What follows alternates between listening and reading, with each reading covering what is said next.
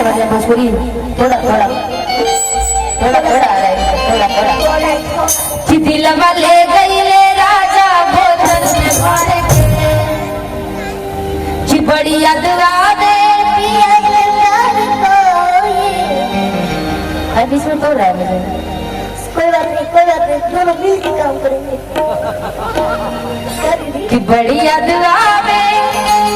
पिया के प्यार कोई एक साथ अच्छा लगता है टूट जाऊँ तो आप साथ देंगे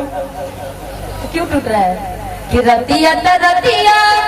पहाड़ दिन भोई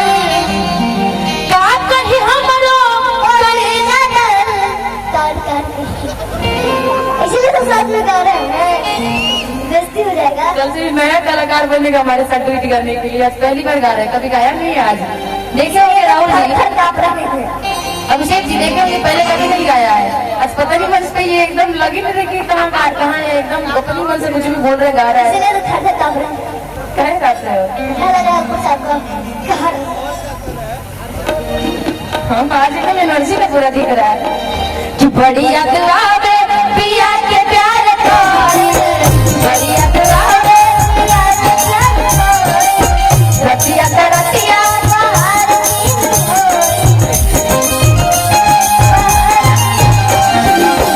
बड़ी याद आवे पिया के प्यार कोई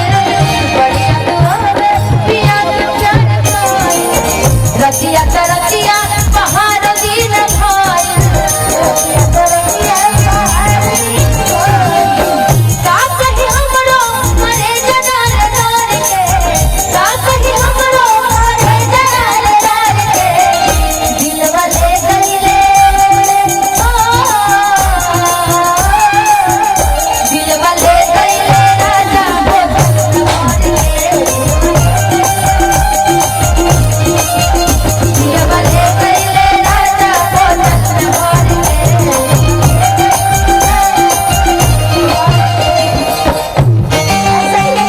हमार पिया हाथ में गले चली गइयो हमार पिया दिन में चाहे जहाँ रहियो हमार पिया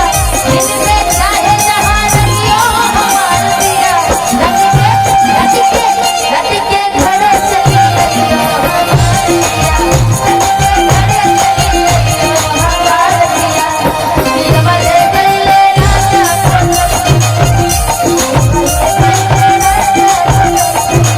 एक तई सर्द में करावले गवना एक तई सर्द में करावले गवना नजर न पाड़े कभी ओढ़ना बिछवना तो समझ में होता ना नस्ल न पाड़े कभी ओढ़ना बिछवना नस्ल न पाड़े कभी